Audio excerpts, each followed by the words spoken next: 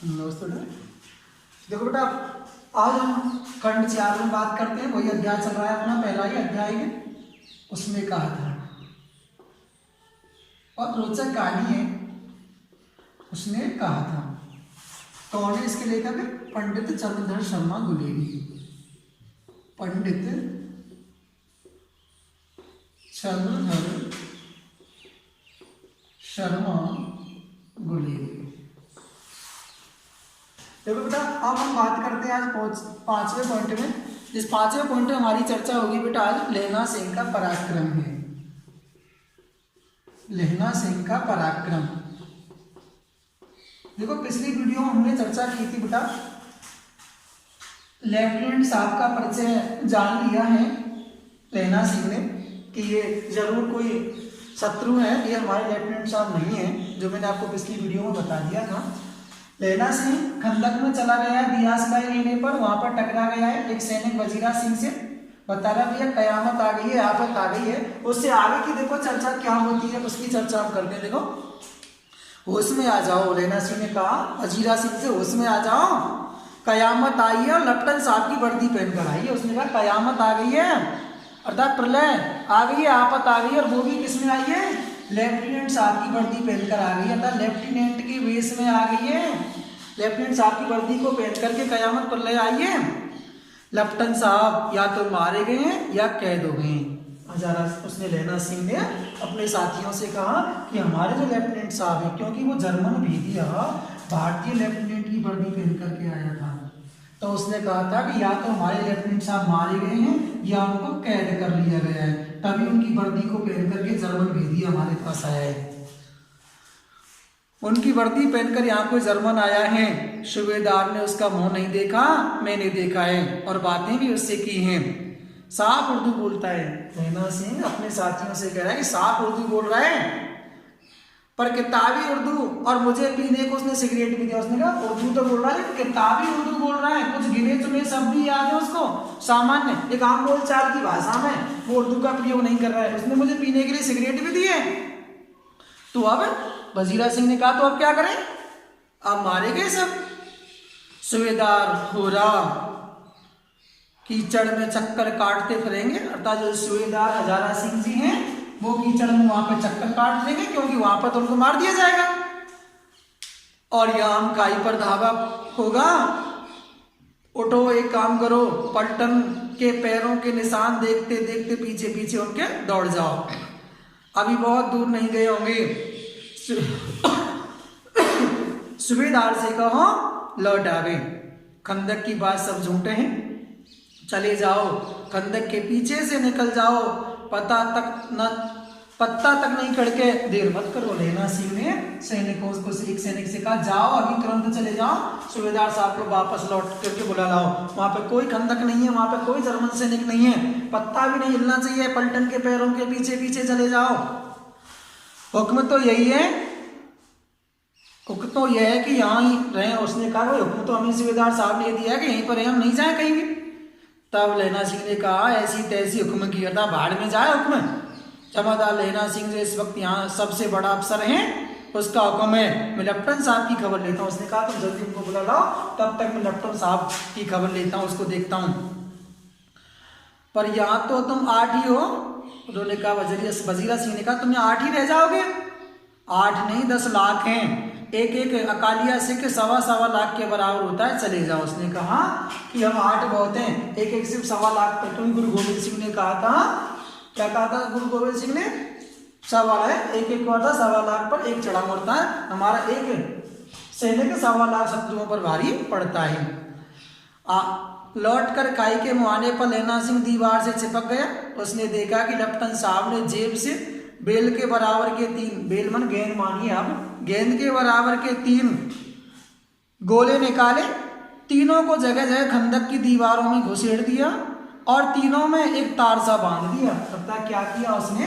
जो खंदक थी उस खंदक में 3 जगह गोले लगा दिया, तीनों को एक धागे से ऐसे बांध दिया और उसको आगे सिगड़ी तक ले गया। यहाँ सिगड़ी रखी हुई है, उस सिगड़ी के पास तक उसको ले गया डोर को, ऐसे उस खंदक में 3 गोले लगा दिए उसने। किसने? उसे शत्रु लेफ्टिनेंट ने। तार सा बांध दिया, तार के आगे सूत की गुत्थी सी जैसे सिगड़ी के पास रखा, बाहर की तरफ जाकर दियासलाई जलाकर गुत्थी पर रखने ही वाला था। बाहर जाकर के दियासलाई जलाने ही वाला था वो। कौन? शत्रु लेफ्टिनेंट। बिजली की तरह दोनों हाथों से उल्टी बंदूक को उठाकर लैला सिंह ने साहब की कोहनी पर तान कर दे मारा। बिजली की तरह झट, तुरंत, शीघ्र, तुरंत ही उसने लैला सिंह ने अपनी जो बंदूक की बट थी उसको उठा करके साहब की कोहनी पर जोर से दे मारा उसने। धमाके के साथ साहब के हाथ से दियासलाई गिर पड़ी। जैसे ही उसने बट मारी तो उसके हाथ से दियासलाई शत्रु से, अर्थात जो लेफ्टिनेंट था, जो जर्मन भेदिया था, उसके हाथ से दियासलाई छूट गई है। लैला सिंह ने कुंदा साहब की गर्दन पर और मारा था, जो उसका बट था बंदूक का, उसी गर्दन पर और मार दिया है। और साहब आहा करते हुए मीन गॉड, ओ ईश्वर कहते हुए चित्त हो गए, जमीन पर गिर पड़ा है। लैला सिंह ने तीनों गोले बीन कर खंदक के बाहर फेंके और साहब को घसीट कर सिगड़ी के पास लेटाया। जेबों की तलाशी ली, 3-4 लिफाफे और एक डायरी निकाल कर उन्होंने अपने जेब के हवाले कर दिया था। उसकी तलाशी ली तो 3-4 कागज लिफाफे मिले, डायरी मिली, उसको लैला सिंह ने अपनी जेब में रख लिया है। साहब की मूर्छा हटी, अर्थात जब बेहोशी, मूर्छा करते बेटा बेहोशी, अर्थात साहब की बेहोशी हटी है, अर्थात जब वो होश में आया है। तब लैला सिंह हंस करके बोला, क्यों लेफ्टिनेंट साहब, मिजाज कैसा है, अर्थात तबीयत कैसी है आपकी? आज मैंने बहुत बातें सीखी। लैला सिंह ने कहा कि आज मैंने बहुत बातें सीखी हैं। यह सीखा कि सिख सिगरेट पीता है। उसने बताया पहली बात तो मैंने ये सीख ली कि सिख क्या पीता है? सिगरेट पीता है। यह सीखा कि जगाधारी के जिले में नीलगाय होती है। दूसरी बात होता है उस जगाधारी जिले में एक भी नीलगाय नहीं थी और उनके 2 फुट 4 इंच के सींग भी होते हैं। यह सीखा कि मुसलमान खानसाह के मंदिरों में जल चढ़ाते हैं और लेफ्टिनेंट साहब खोते पर चढ़ते हैं। उसने बताया ये सारी बातें मैंने सीखी। खूब झूठ बोला लैला सिंह ने, बता रहा मैंने सारी बातें सीखी हैं। मुसलमान मंदिरों में जल चढ़ाते हैं, लेफ्टिनेंट साहब गधों पर बैठते हैं, जगाधारी जिले में क्या नीलगाय होती हैं, उनके 2 फुट 4 इंच के सींग होते हैं। ऐसी बहुत सारी बातें मैंने सीखी हैं। पर यह तो कहो ऐसी साफ उर्दू आप सीख कहाँ से आए? हमारे लेफ्टिनेंट साहब तो बिना डेम के, डेम ऐसे मानिए आप, बिना शराब पिए 5 लफ्ज भी नहीं बोला करते थे। लैला ने पतलून के जेबों की तलाशी ली। पतलून बेटा पैंट ऐसे मानी, उसने जो पतलून पहन रखी थी, पैंट पहन रखी थी, उसकी तलाशी उसने नहीं ली थी। साहब ने मानो जाड़े से बचने के लिए 2 हाथ जेबों में डाले, अर्थात जो नीचे वो पड़ा हुआ था उसको लैला सिंह को लगा कि इसको सर्दी लग रही है, इसलिए उसने अपने दोनों हाथ जो है जेब में डाले, पैंट की जेब में डाले ही। लैला सिंह कहता गया, चालाक तो बड़े हो पर मांझे का लेना, इतने वर्ष लेफ्टिनेंट साहब के साथ आए। मांझे माने मांझे गांव का रहने वाला। अब लैला सिंह उससे कह रहा है कि तुम चतुर तो बहुत हो, अपने आप में बहुत बड़े चालाक हो, लेकिन मांझे का जो लैला सिंह है वो भी बहुत ज्यादा चतुर है, चालाक है। लेफ्टिनेंट साहब के साथ में काफी दिनों से रह रहा है। उसे चकमा देने के लिए 4 आंखें चाहिए, अर्थात उसको चकमा देने के लिए, अर्थात उसको क्या करने के लिए, बहकाने के लिए 4 आंखें चाहिए, अर्थात बहुत ज्यादा होशियारी बरतने की आवश्यकता होती है। 3 महीने हुए, एक तुर्की मौलवी मेरे गांव आया। अब लैला सिंह है वो लेफ्टिनेंट साहब से कहने लगा था, वो अपने गांव की कथा सुनाने लगा है। बोला है कि मुझे तो पागल बनाने के लिए, मुझे चकमा देने के लिए तो 4 आंखें चाहिए, वो चतुर व्यक्ति मुझे दे सकता है। एक बार मेरे गाँव में मौलवी आया था, औरतों को बच्चे होने के तावीज बांट रहा था और बच्चों को दवाई देता था। चौधरी के बड़ के नीचे मजा बिठा बिछा, मजा बेटा 4 पाई, मजा का 4 पाई, 4 पाई बिछाकर हुक्का पीता रहता था और कहता था कि जर्मनी वाले बड़े पंडित हैं। बताता था कि वह जर्मनी वाले बड़े पंडित हैं और वेद पढ़ पढ़कर उसमें से विमान चलाने की विद्या सीखें। ऐसा उन लोगों को बेवकूफ बनाता रहता था मेरे गांव में।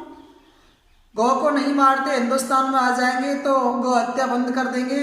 मंडी के बनियों को बहकाता कि डाक खाने से रुपया निकाल लो, सरकार का राज जाने वाला है। अतः इस प्रकार वो लोगों को बहकाता रहता था। डाक बाबू पोलू राम भी उससे डर गया। मैंने मुल्ला जी की दाढ़ी मोड़ दी और गांव से बाहर निकाल कर कहा था कि जो मेरे गांव में अब पैर रखा तो तुम्हारी खैर नहीं है। इस प्रकार की बातें वो उसे लेफ्टिनेंट से करने लगा। साहब की जेब में से पिस्तौल चला और लैला सिंह की जांग में गोली जा लगी। इधर लैला की हेनरी मार्टिनी, जो इंग्लैंड की एक राइफल का नाम था, हेनरी मार्टिनी, जो लहना सिंह को इंग्लैंड से मिली थी लड़ने के लिए। इधर हेनरी मार्टिनी के 2 फायरों ने सांप की कपाल क्रिया कर दी, अर्थात उसको क्या कर दिया है, मार दिया गया। धड़ाका सुनकर सब दौड़े आए, तब गोली लहना सिंह की जांघ में लग चुकी थी। लहना सिंह ने भी अपनी राइफल के 2 फायर किए और वो जो शत्रु था लेफ्टिनेंट वो वहीं पर ढेर हो गया है। आवाज को सुनकर के सैनिक बाहर निकल करके आए। बोधा सिंह चिल्लाया, क्या हुआ क्या हुआ? लहना सिंह ने उसे कहकर सुला दिया कि हड़का कुत्ता आया था। हड़का कहते बेटा पागल। लहना सिंह ने बोधा सिंह को सुला दिया, सोचा कुछ नहीं है, पागल कुत्ता आ गया है, उसको मार दिया है। औरों से सब हाल उसने बता दिया था। सब बंदूकें लेकर तैयार हो गए। लहना ने साफा फाड़कर घाव के दोनों तरफ पट्टियों कसकर बांध दिया था। लहना सिंह ने जो अपना साफा, क्योंकि सिख अपने ऊपर पगड़ी बांधता है, साफा बांधता है, उसने अपने साफा को फाड़ा और अपनी जांघ के दोनों तरफ कस करके बांध लिया। घाव मांस में ही था। पट्टियों के कसने से लहू निकलना बंद हो गया। लहू रक्त बेटा, लहू का क्या रक्त, अर्थात घाव किसमें था, मांस में था। कस करके पट्टी बांधी, उससे उसका रक्त निकलना बंद हो गया है। इतने में 70 जर्मन चिल्लाकर खाई में घुस पड़े। अर्थात जैसे ही वो जब तक समझ भी ना पाए थे तब तो 70 जर्मन सैनिक, इतने 70 जर्मन सैनिक शत्रु और खंदक में आ घुसे हैं। सिखों की बंदूकों की बाढ़ ने पहले धावे को रोका, अर्थात उसमें 8-10 जो सैनिक थे उन्होंने जो पहला धावा हुआ जर्मनों का उसको रोक दिया है वहीं पर। दूसरे को रोका, पर यहाँ पे 8 थे। लहना सिंह तक तक कर तो तक चुन चुन करके, लहना सिंह चुन चुन करके एक एक को मार रहा था, तक तक कर मार रहा था। वह खड़ा हुआ था और सब लेटे हुए थे। और वे 70 अपने मुर्दा भाइयों के शरीर पर चढ़कर जर्मन आगे घुसे आते थे। थोड़े ही मिनटों में वे सब ढेर हो गए थे भैया। थोड़ी देर में 8 सैनिक थे मात्र खंदक में। लहना सिंह के साथियों ने, लहना सिंह खड़ा हुआ था, बाकी के सब सैनिक लेटे हुए थे खंदक में। 70 जर्मन शत्रु आए हुए हैं, सब एक साथ तो नहीं आ पाए, एक एक कर घटा 4-4, 10-10 का गुट जो आ रहा है, सबको रोक दिया है, सबको मार गिरा है। चंद पलों में ही सबको ढेर कर दिया है 8 लोगों ने, 8 सैनिकों ने ही। अचानक आवाज आई, वाह गुरुजी दी फतेह, वाह गुरुजी दा खालसा।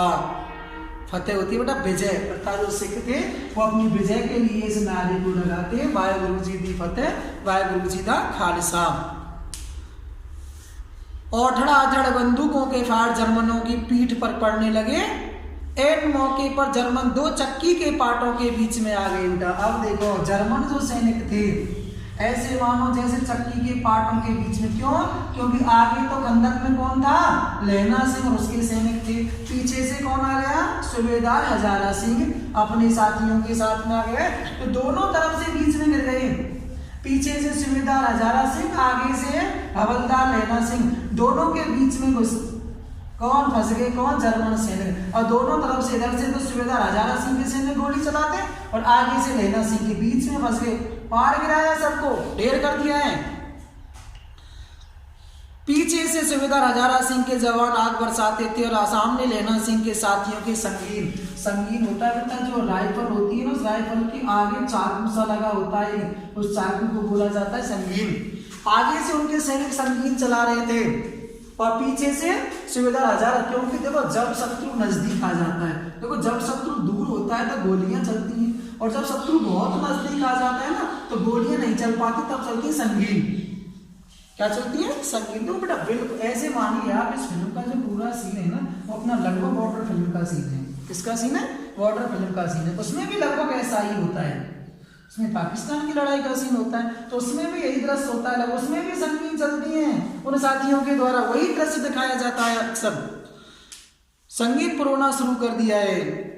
एक किलकारी और अकाल सिखों की फौज आई है, अर्थात क्या आई है, सिखों की फौज आई है। 63 जर्मन या तो खेत कर रहे थे अर्थात मर गए थे या करा रहे थे। 63 सैनिक मर गए थे, बाकी के करा रहे थे। खालसा सत श्री अकाल पुरुष, लड़ाई खत्म हो गई। 63 जर्मन या तो खेत रहे थे या करा रहे थे। सिखों में 15 के प्राण चले गए थे। सूबेदार के दाहिने कंधे में गोली आर पार हो चुकी थी, गोली लग चुकी थी सूबेदार के कंधे में भैया। गोली आर पार निकल गई है। 15 सिख सैनिक भी अपने प्राण गंवा चुके थे, शहीद हो चुके थे। लहना सिंह की पसली में एक गोली और लग गई। देखो पहली गोली तो लहना सिंह की जांघ में लग गई थी और दूसरी गोली उसकी पसली में लग गई है। सूबेदार साहब के कंधे को में होकर के गोली आर पार हो गई है। उसने घाव को खंदक की गीली मिट्टी से पूर होता है बेटा भरना, उसने अपने उस घाव को गीली मिट्टी से भर लिया है और बाकी का साफा कसकर कमरबंद की तरह, कमरबंद होता है बेटा कमर में बांधने वाला वस्त्र, उसको कहते कमरबंद की तरह लपेट लिया।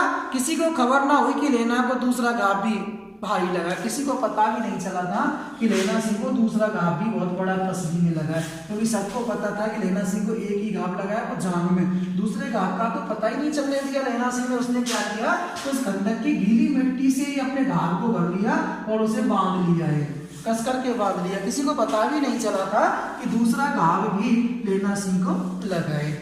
अब बेटा आगे चर्चा करेंगे कल अगली वीडियो में, देखते रहना। अगर किसी प्रकार की आपको कोई समस्या हो बेटा कमेंट करना, चैनल को सब्सक्राइब करना जरूर, लाइक करना, और कोई समस्या होगी तो उसके लिए आप कमेंट्स कर सकते हैं। नंबर मैं आपको स्क्रीन पर भी डाल दूंगा, अलग से ग्रुप में आपका बना सकता हूँ ताकि मैं आपको उसमें अपनी PDF भी भेज सकता हूँ। धन्यवाद।